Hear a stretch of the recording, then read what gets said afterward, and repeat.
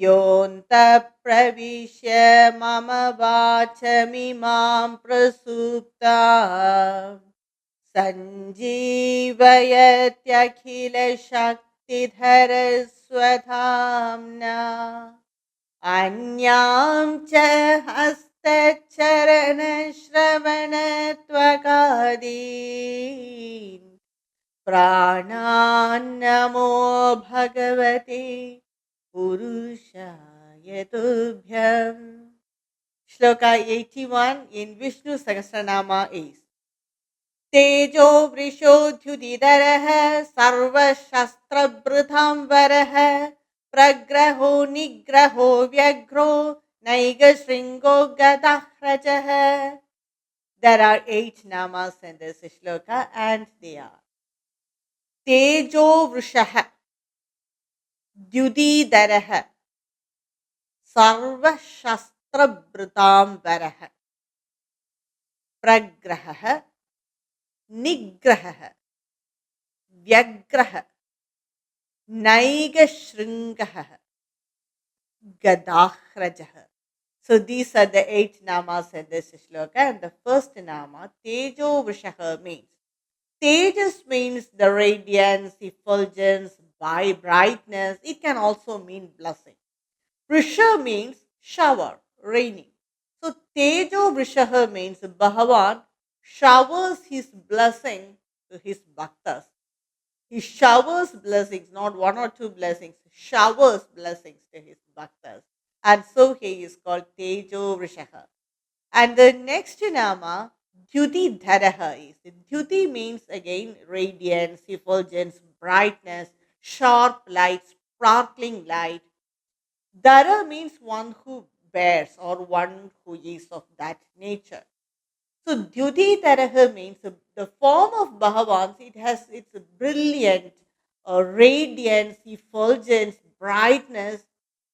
You can remember that Bhagavan, when he showed his Vishwarupa to Sri Arjuna in Bhagavad Gita, Arjuna could not see that form. He said, it is just like 1,000 suns coming up at the same time.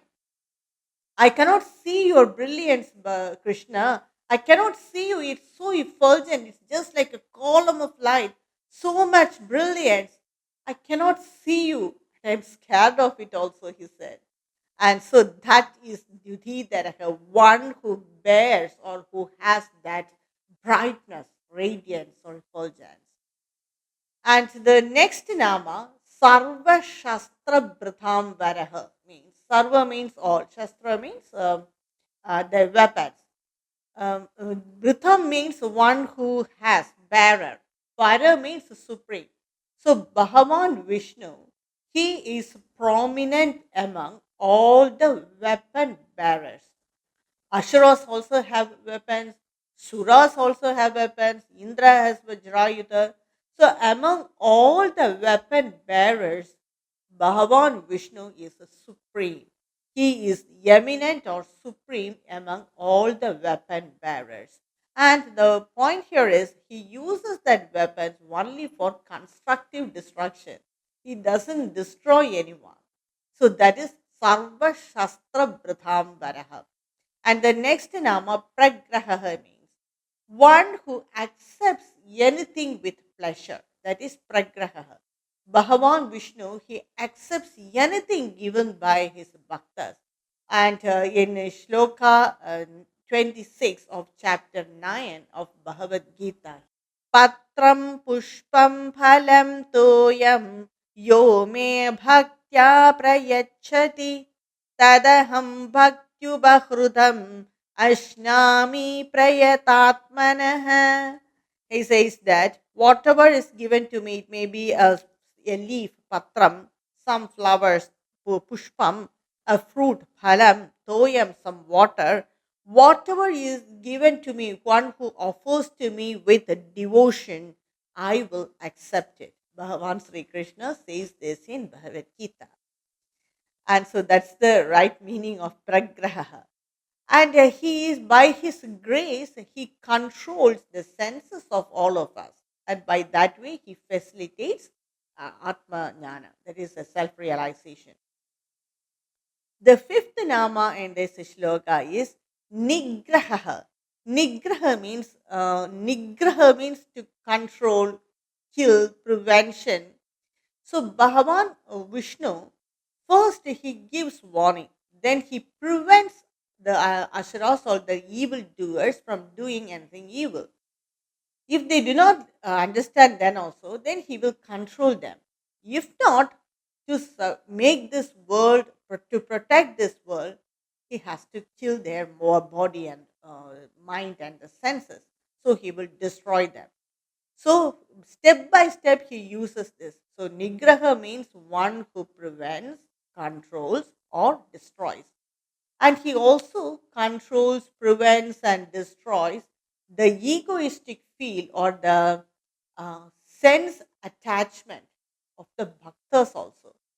So he will destroy the senses attaching with the sense objects. That the attachment he will destroy and enable the bhakta to attain self realization. The next nama is Vyagraha. Agra means end.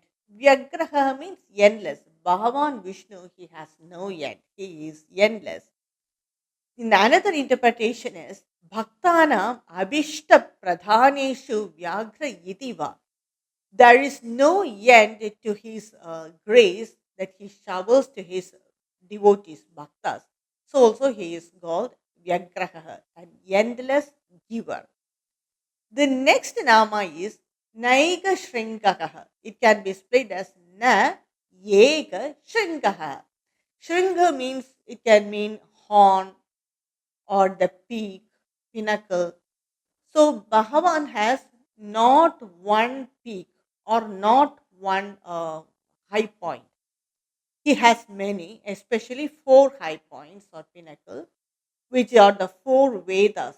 He has four Vedas as his pinnacle. Then he formed four dharmas, dharma, artha, kama, moksha. That is the four purusharthas as the pinnacle. And he formed the four varnas to maintain the society. So all these are his pinnacle, peak, or horn. And it can also mean the akara, ukara, makara, and the nada of the omkara. So, or any one of this it can mean. So that is Naiga Shrinkaka, not only one peak. The next nama, the eighth nama in this sloka is Gadahrajaha. Gada can be a nama. Gada is a name, and by that interpretation, it means Rohini Devi and Vasudeva, Sri Vasudeva, they had not only Balarama as their child, they had seven children. Eldest is Balarama. The second child, son's nama was Gata. So Bhagavan Sri Krishna, he is younger to Balarama, but elder to Gata.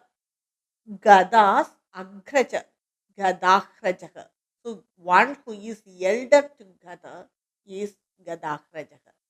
So that is one interpretation. Another interpretation is Gada means sound. So when this universe manifested out, first it came was sound. Before that it was Brahman. So before the sound came, the sounds elders, that is before the sound manifested, it was Brahman only. That Brahman is not different from Bhagavan Vishnu. So he is called Gadahrajaha.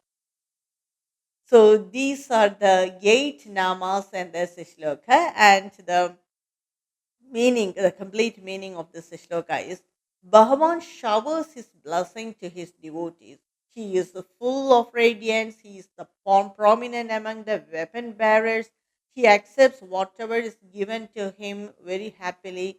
He has amazing controlling power. He is endless. He has the Vedas as his pinnacle, and he exists before the sound. So that is the meaning of this shloka, shloka 81 in Vishnu Sahasranama. The next shloka, shloka 82 in Vishnu Sahasranama is Chadurmurtischadurbahuschadurvyuhaschadurgatihi Chaduratma Chadurбhavaschadurvedavidekapat. There are 8 namas in this shloka also, and the namas are Chaturmurtihi, Chaturbahuhu, Chaturvyuhaha, Chaturgatihi, Chaturatma, Chaturbhavaha, Chaturvedavidh, Yekapath. So the first nama is Chaturmurtihi. Murti means it can mean the form, the icon, body, ideal. So Chaturmurti means Bhagavan Vishnu, he manifests in 4 forms. As Brahman, he is unmanifest. And he manifests as Bhagavan Ishvara. As Bhagavan or Ishvara, he manifests. And as Hiranyagarbha, he manifests as the cosmic mind. And the gross form of that cosmic mind is Virat Purusha. So after that only it separates and becomes multiple. So first is Brahman or Paramatma. The next is Ishvara. That is the not that it's not Brahman is the abstract concept, but that manifested concept, but not does not take that form immediately. That is Ishvara. Then it is cosmic mind, Hiranyagarbha. Then uh, Virat Purusha. So in these 4 forms he manifests. So he is Chaturmurtihi. And another interpretation is after taking the form as a Virat Purusha, he separates as Vasudeva, Samharshana, Pradyumna, and Aniruddha. These are also 4 different forms of Bhagavan Vishnu. And the Upanishad says that, Mandikya Upanishad says that he is Vishwan of the Jagrat Avastha, and it represents that is in the Om, it can be split by A, O, M. That is Om. So by the Sandhi rules, Guna Sandhi, A and O becomes O. So when we pronounce, we should say it as Om. When you say it as japa or with any mantra, we must say Om only, because that's according to the Sanskrit grammar, Vyakarana. But when we meditate, we can separate it as ah, oh, and this ah represents our Jagrat Avastha. And in the Jagrat Avastha, Bhagavan is present as Vishwan. In the Swapna Avastha, that is in the dream state, he is present as Taijasan. And it is represented by U or U. U. And in the third state, that is the deep sleep state, he is Sushupti Avastha. He is present as Prajnan. And the letter that represents is M or Ma. And in the Turiya state, all these different states of consciousness, it merges. Actually, it is from the Turiya state this has come out. So when a person meditating on Om with this concept, they when they say that is Omkara meditation. So when they say they must think of or remember or recollect this Jagrat Avastha. He is existing as Vishwan. Oh, he is existing as Taijasan, as Prajnan. So this is one type of meditation according to the Upanishad. So he is that by that meaning also he is said as Chaturmurtihi. The next nama is Chatur Bahu. Bahu means arms. He has 4 arms. Bhagavan holds in the upper right arm the Sudarshana chakra, left arm conch, then Gatha, and the lotus flower or Abhaya Mudra with the lower right hand. So he has a Chatur Bahu. Chatur Vyuha. Vyuha means again it's a forms or formation. He the 4 powerful forms emanating from Bhagavan Vasudeva is Bhagavan Vishnu is Vasudeva, Samharshana, Pradyumna, and Aniruddha. And another interpretation is in this Sharira, he exists as Sharira Purusha. We worship him as the indwelling Purusha. He is the Sharira Purusha. When we chant the Vedic mantras, he takes the form of the sound waves, and then he is called as a Chanda Purusha. And when we read the Vedas, he is the hero of the Vedas. It is about him we are reading, and he is the Veda Purusha. We will say him as the Veda Purusha because this Veda, all the four Vedas, it explains this Veda Purusha, who is none other than Bhagavan Vishnu. So he is the Veda Purusha, and altogether he is the Mahapurusha, the Supreme Purusha. The next is Chatur Gatihi. Gati means goal. Chatur Gatihi, the people in their different stages of life. That is in the Brahmacharya Ashrama, Grahastha Ashrama, Vanaprastha Ashrama, or Sannyasa Ashrama. He is the goal. For all the different ashramas, he is the goal. So he is a Chatur Gatihi. And the people of the different varnas, it may be the Brahmana, Kshatriya, Vaisya, or the Sudra, he is the Gati, he is the only goal. So he is a Chatur Gati. For all the four different sections of people, or for all the four stages of life, he is the Gati, goal. So he is a Chatur Gati. Chaturatma. Chatur means, one meaning is efficient, very intelligent. Sahachadraha, we will say, he's very intelligent. And intelligent in this sense, what it means is Bhagavan is devoid of any raga or dvesha. He doesn't have any raga desha, the dvesha. So he is a Chaturatma. And he is the Atma which functions the four different functions of the Antakarana. Antakarana has four different functions, that is, as mind it thinks, as buddhi it decides, it analyzes and decides, and as memory it holds on, it remembers everything, and the fourth is the ego. The ego is the base thing, the individual feeling, and with that is connected all this. So he as Atma makes these four functions of Antakarana to perform or do its action. And so he is called Chaturatma. And another interpretation is in the Stula Sharira, that is in this gross body, he resides, this Jiva, he has Jiva, he resides as Vishwan. And that form is Virat. In the Sukshma Sharira, he resides, this of the Jiva, he resides as Taijasa, and his form is Sutra.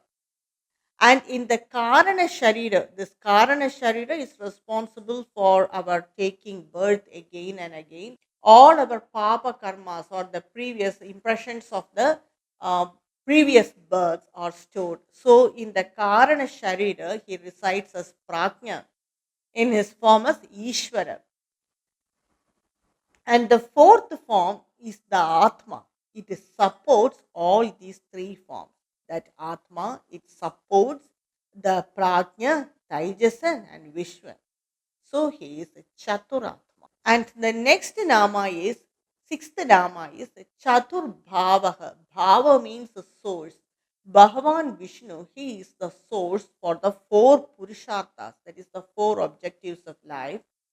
Dharma, righteous conduct; Artha, wealth; Kama, pleasure; Moksha, liberation. When one live with dharmic way of life, in that way, if he satisfy his Kama pleasures and attain Artha and use it for Dharma, then through Dharma he will attain Moksha, liberation. So the source of all this is Bhagavan Vishnu. So he is Chaturbhavaha. And he performs four different types of duties in this world. As Vasudeva, as Ishvara, he creates. That is Srishti. As a Sangharshana, he balances Sthiti. As Pradyumna, he protects Rakshana. And as Aniruddha, he guides us through the Vedas. So, in these four uh, duties of Bhagavan, it is the all this came from Bhagavan Vishnu, and he created the four varnas. He Bhagavan Vishnu, he is the source for creating these four varnas: Brahmana, Kshatriya, Vaisya, and Sudra, to maintain balance in the society. The Brahmanas, they are for planning and thinking and chanting Vedas, and by that way maintaining this creation, and the Kshatriyas to protect others and maintain this balance this creation, and Vaisyas to maintain or upgrade that economy and to trade, agriculture, everything, and the Sudras to take care of all of them and to do service to all of them. So that is four ways. He is the Chatur Bhavaka. He is the source of all this. And the seventh Nama is Chatur Vedavit. He is the one and only knower of the four Vedas completely. No one knows Vedas like Bhagavan does. See, what we have now is only a very few portions of Vedas, very few shakas of the Vedas. Just for telling this is Veda, we have that. But the Vedas is entirely so large and great. All that were destroyed by time. They were all destroyed. We can have to say that it is destroyed by time. So before that, so what we have now is only very few branches, shakas of each and every Veda, whether it is Rig, Yajur, Samara, Yatharva Veda. But Bhagavan, he knows the entire Veda. Only he knows Veda. And so he is Chatur Veda with one, he knows the four Veda, and also he knows the true meaning of the Vedas. And that last Nama, eighth Nama in this shlokas is Ekapat. Bhagavan, he is the only the sole protector of this creation. So he is path means protector. Eka path means he is the sole protector of this creation. And another meaning is Ekapatho Asya Iti Ekapad. Only a small part of, that is one part of Bhagavan is manifested as the universe, hence he is called Ekapad. And in the chapter 10, Shloka 42, Bhagavan says, Athava bahunaitena kinyatena tavarjuna Vishtabhyahamimam kritsnam yekamshena sthito jagat. So, having established this entire creation, I support it with the whole world by one part of myself. I am supporting this creation. I have created this, and I am supporting this creation by one part of myself. So that is the real meaning of Ekapata. This entire creation is only one part of Bhagavan. So just imagine he about Bhagavan Vishnu. That's why he is called as Brahman, endless, infinite, cannot be expressed. So the summary of this shloka 82 is he manifests in four forms. He has got four forms. He is the goal of the four varnas and ashramas. He is a very efficient Atma. He is without any attraction or any hatred.